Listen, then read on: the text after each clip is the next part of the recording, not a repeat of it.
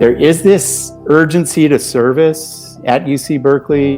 Whatever it is that you might be going through or whatever it is that you might have come out of, there's probably someone else that could use your guidance. Connected them in a way to make it okay to talk about. There's such a hunger right now, I would say, for social stuff, like you said, but also meaning. We need all of our alumni to keep building our strength and our place in the world.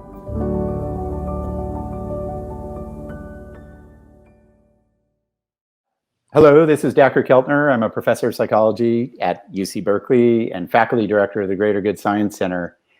And actually, just personally, am married to a Cal alum. Her family went to Cal. Her mom went to Cal. My two daughters went to Cal.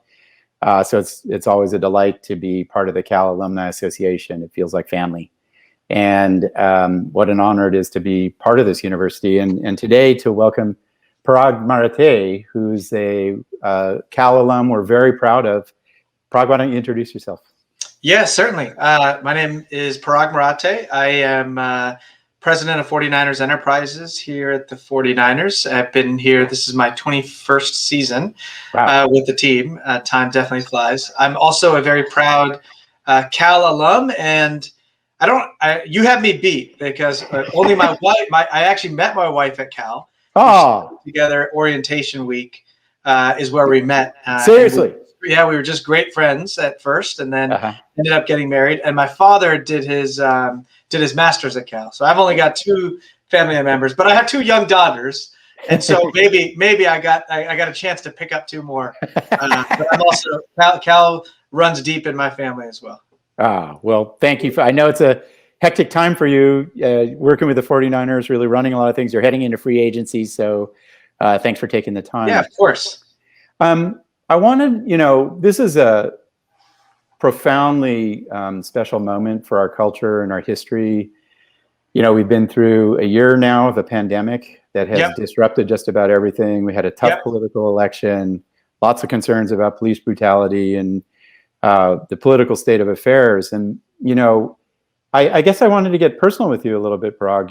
The CDC, there's just a lot of data right now coming out about how hard the pandemic has been for our culture. Anxiety's rising, depression's rising, suicidal ideation is rising. Right. For kids. I personally was really struck by how disruptive it is to young people. Kids, how most of the ways in which they enter into society have been taken from them in some sense. It's been a real struggle. I've been struck at how hard it's made, family life and the like. How have you been finding it? You have this enormously complex career. Yeah. You're running a team that reaches millions of people, but you've also got a family you're part of. What's it been like for you during the pandemic? That's a great question, a complicated one. I'll start with the positive. So for me, my job takes me a lot of places. So we do a lot of other things. I'm also vice chairman of Leeds United, a football club in the UK. And so I go out there every month. I'm also happen to be chairman of USA Cricket, and we're building a cricket league here in the US in 2022. And so that takes me around. And I would say that in a non-COVID time, I'm usually traveling a week and a half to 2 weeks every month, which is hard. And like I said, I've got two young girls, aged 3 and 5. And so the one positive early on was that I was home. I never left for other than our football games where I traveled during our season and this past fall. I was home for the first time for almost 12 months straight, and that was a real blessing, especially at the ages of my girls, to be able to be home.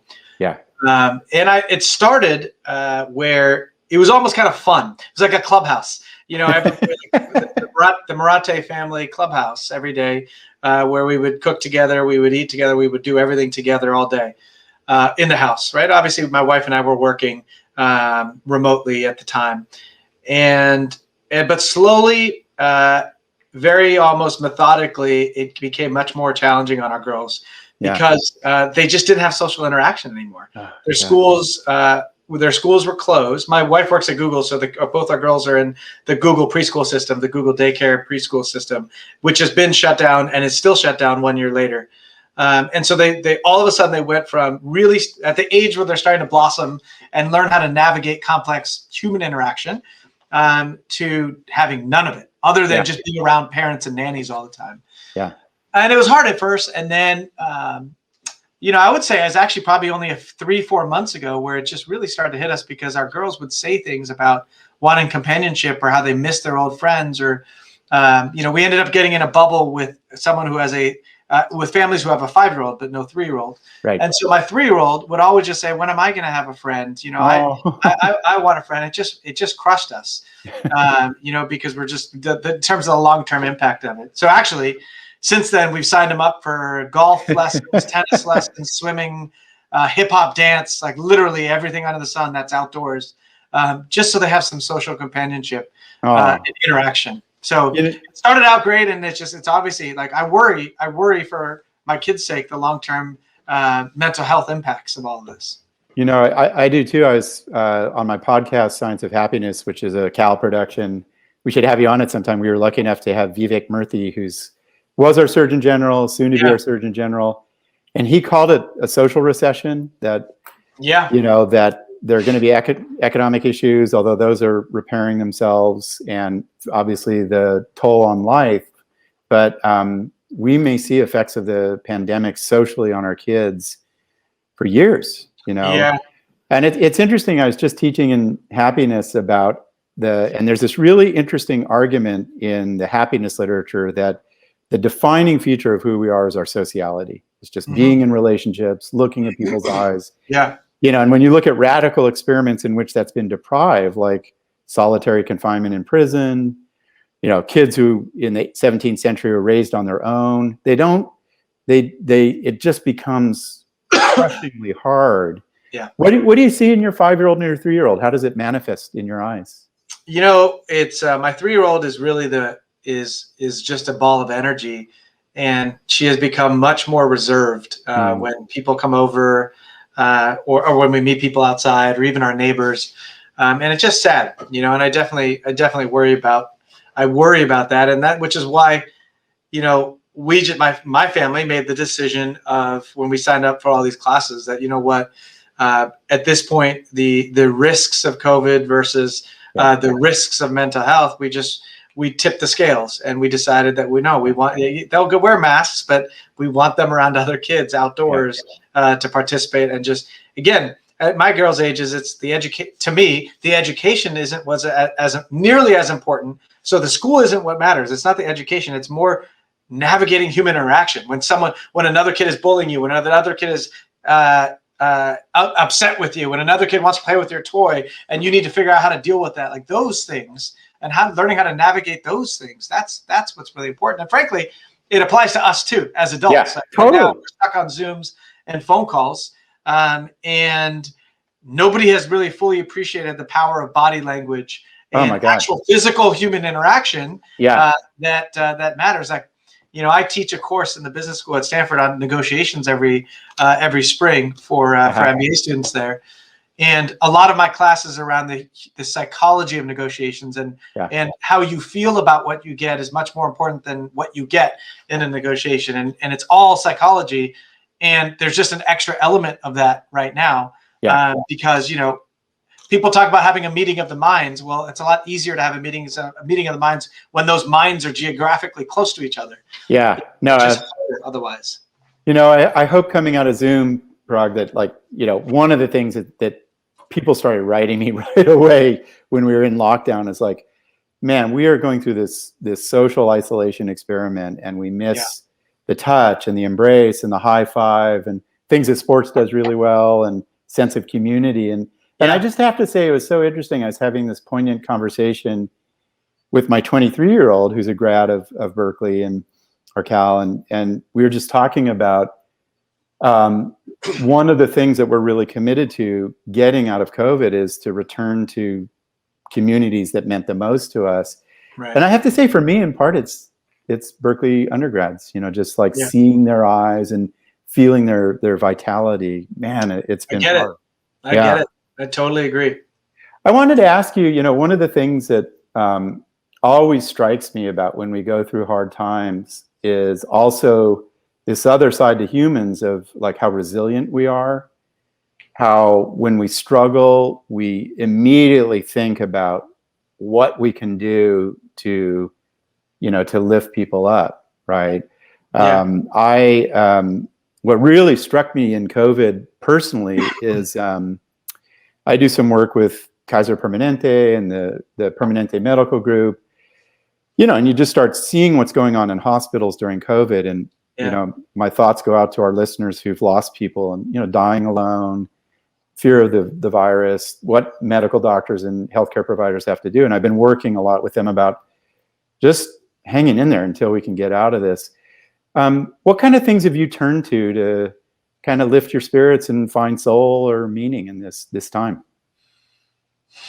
That's a good, tough question. I feel like I've been blessed in the sense that at work, I've been able to come into the office every day since about last June or July, and I've been testing every single day. So I actually went like 217 days in a row of testing in order to gain that. And I wear a location tracker, a contact tracing tracker that blinks a red light if I'm within 6 feet of anybody. And so I was fortunate that I actually got human interaction. Yeah. And so I felt that. But what did that feel like for you? Like just to go out of being locked down and just being with other humans? And it was I can't even explain how reinvigorating it was. It's profound. I didn't realize that the depth by which I was deflated until I came back to the work. And I was only out 3 months, right, of working from home. And so just I crave and need human interaction. And I think for me, both my wife's parents and my parents live in Saratoga, about 20 minutes away. And, we usually see them all the time with grandparents, with the grandkids, whether at our house or their house. Well, in the past year now, we have not set foot inside their house, nor have they stepped foot inside our house. And we just, we do backyard or front yard visits all the time. And, we're fairly busy now, especially in the last few months with all these activities for the kids. And the one thing that we realized is even just a 10-minute, 5-minute drive-by for the grandparents, bringing them some food and letting the kids say hi, is kind of what they live for.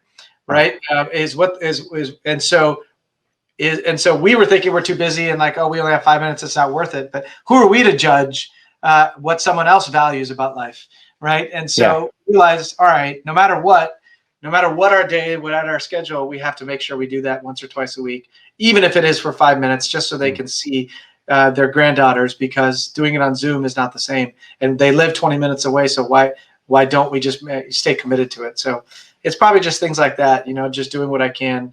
I probably check in on friends who are more isolated, who I know are more isolated, more than I did pre-COVID, and that's probably going to be more of a permanent thing for me now as well. But it's just, I don't know. There's a certain level of empathy that I realized having once I was able to go back to work. That I think about my wife. My wife has been working from home, and she like I said, she's at Google, and she'll continue to work from home for the rest of 21. I know. Every day in the house on Zoom in the office without any actual human interaction, and she's going crazy.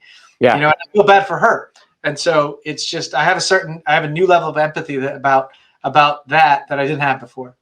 No, it's so striking for me. One of the things that's happened, and there are these funny studies of like people are walking and hiking more and using the parks more than ever in history. Just filling the trails. And when I go out and hike in Berkeley, sometimes when I encounter people, I'm almost in tears because it's like another human being that's smiling and how powerful. That's nice, right? Just to see, I know. Yeah. So tell me about Project Heal. Project Heal is an organization I got involved with probably around 7-8 years ago.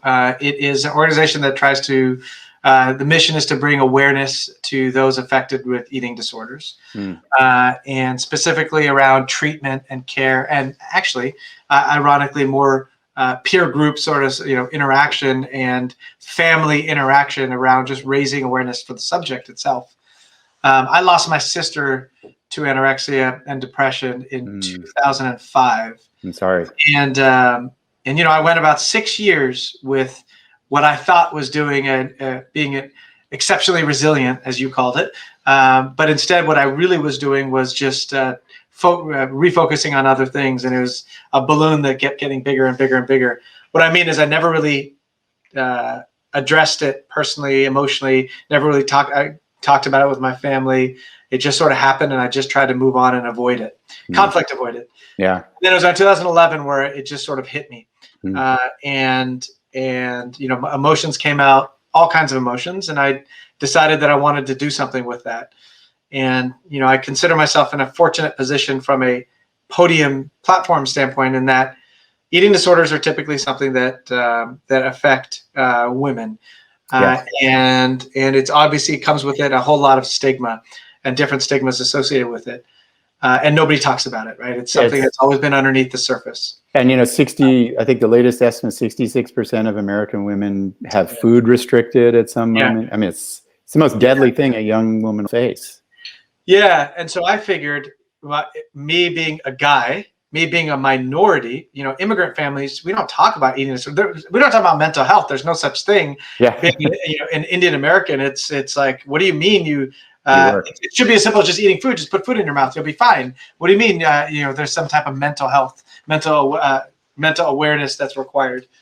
So being a male, being a minority, being a brother, and being able to speak out, and then finally being in an industry that is all machismo, talking about big tough egos. Big people. So if I were to talk about vulnerability and mental health and my own personal vulnerabilities, more people would listen, because it's just so unique. So that's when I sort of started doing much more things. I've done features in the New York Times, and I've done different things for different folks, just to be able to get the voice out and to make it okay to talk about. And there's probably a lot of other brothers and dads, and certainly sisters and moms, but specifically for me, brothers and dads, who probably felt the same that I did for 6 or 7 years, and I bottled it up and not talking about it, because in my world, for the 10 years my sister was really sick and unhappy, I was ashamed. I was embarrassed of her. I was embarrassed to be seen in public with her because of how she looked.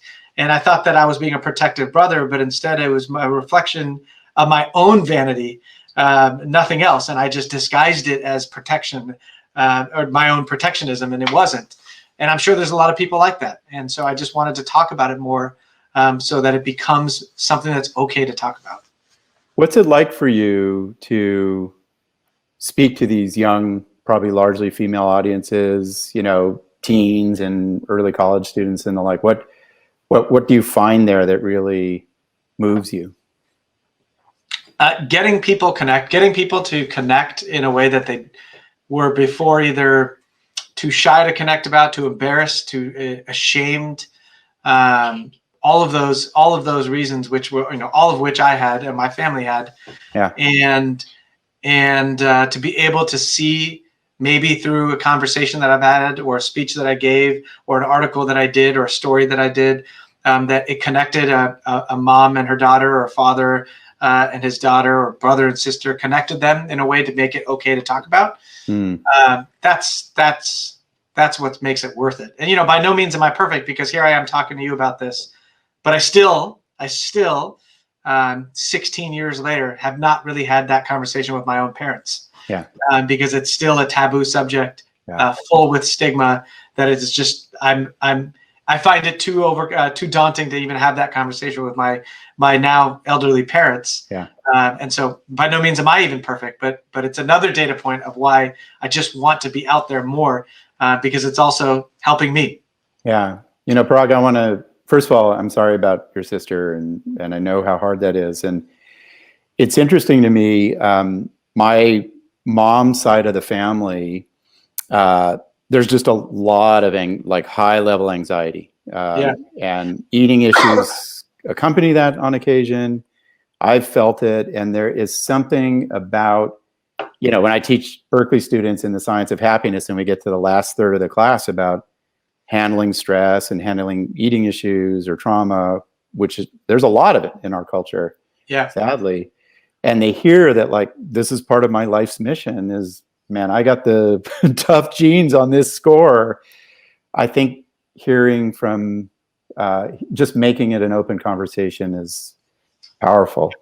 I also have to say, it's interesting to, one of the things that I love in speaking to Cal alumni like yourself is there is this urgency to service, at UC Berkeley. There's something about our DNA of like, agreed.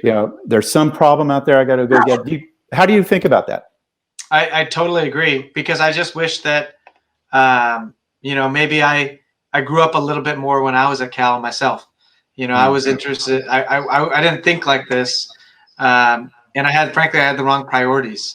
And I wish that I wish I could tell the 20-year-old version of myself the priorities, or maybe the epiphany that I had 7-8 years ago. And I should probably share that epiphany, actually. I was always chasing a career. I was always chasing an ideal of what I thought I should be. I was always trying to accomplish the next thing in my professional career, my job.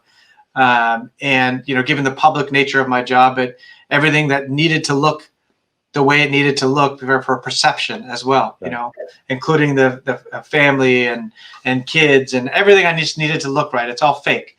When I say fake, because none of that matters. A job, I made my career and my job for a long period of time a representation of who I was. I defined myself by my job. And that's just stupid. And pardon my language, but really a job is just what I do.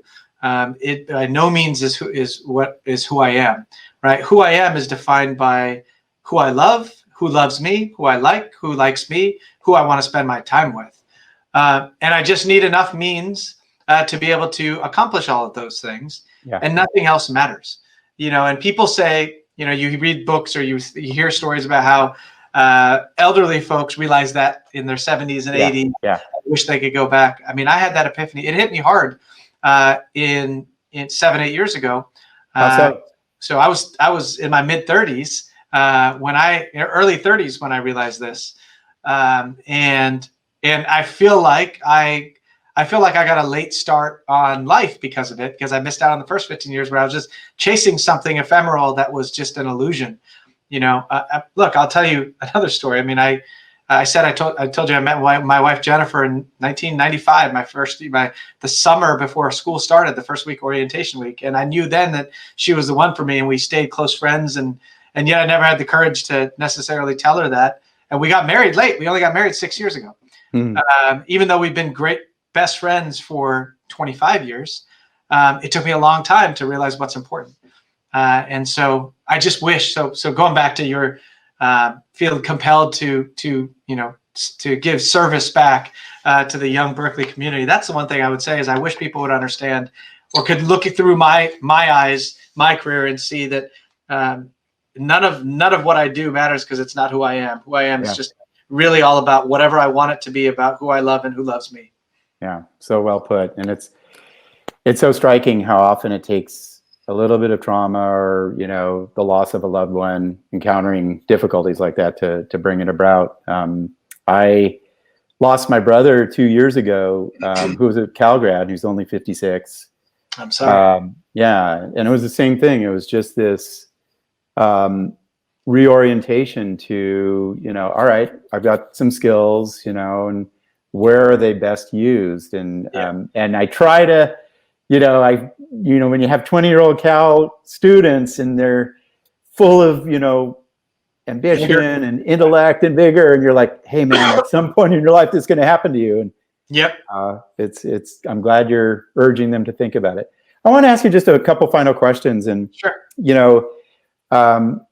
through the Greater Good Science Center, I've been doing a lot of, I was really struck because we promote kindness and service and happiness and cooperation in schools and hospitals and, in the interested public. And when COVID hit, and it was this virus and it was this epidemiological phenomenon, I was like,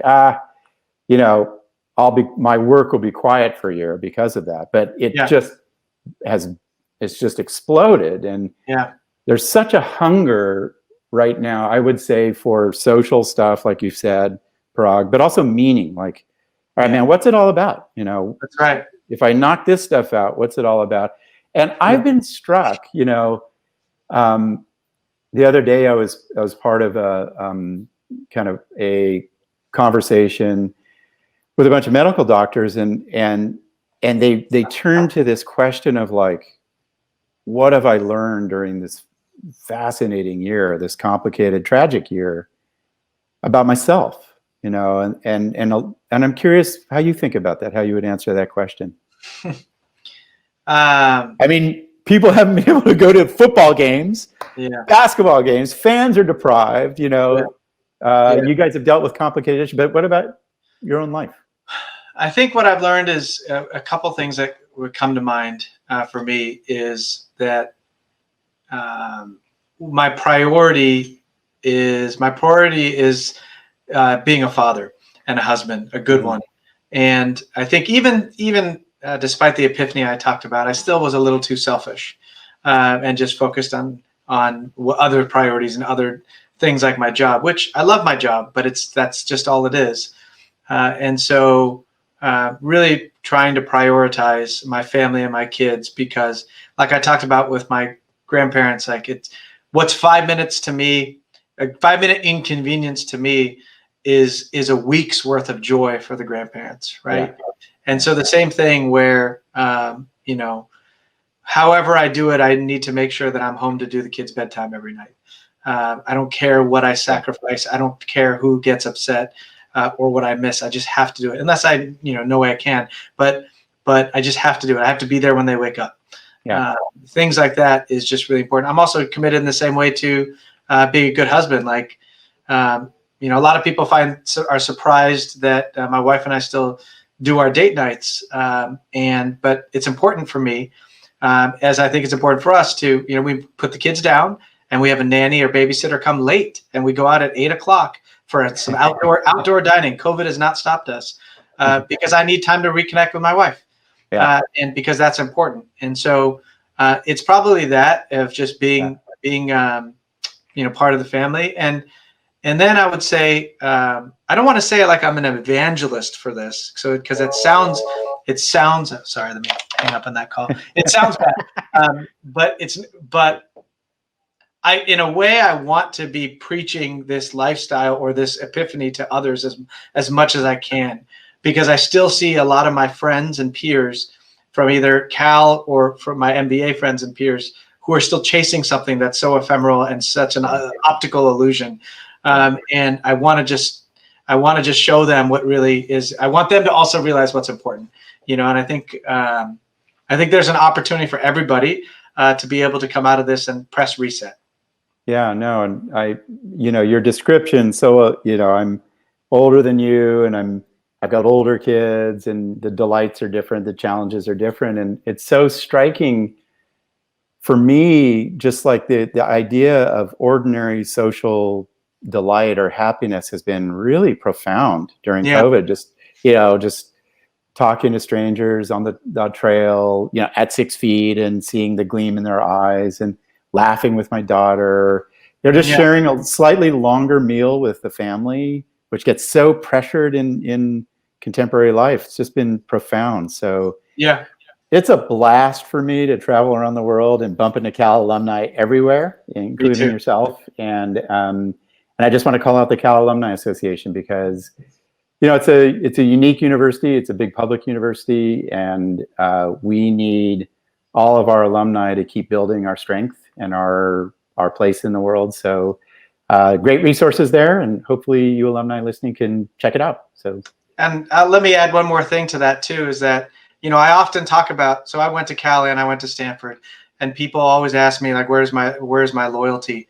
And despite, obviously, I met my wife at Cal, so that's where loyalty would be regardless. But undergrad, that's where you learn to be an adult. That's where you grow up. That's where everything happens. Those really important years, 18 through 22. And there's a certain amount of pride where Cal becomes like another family member, or where you went to undergrad. In my case, Cal becomes like another family member. And just like another family member, it's really important to take care of one another. And so that's why, service within the Cal Alumni Association and that community is really important. because whatever it is that you might be going through or whatever it is that you might have come out of, there's probably someone else that could use your guidance. And it is a family member, just like a brother, sister, mom, or dad. So let's just make sure we take care of each other. Well put. Thank you.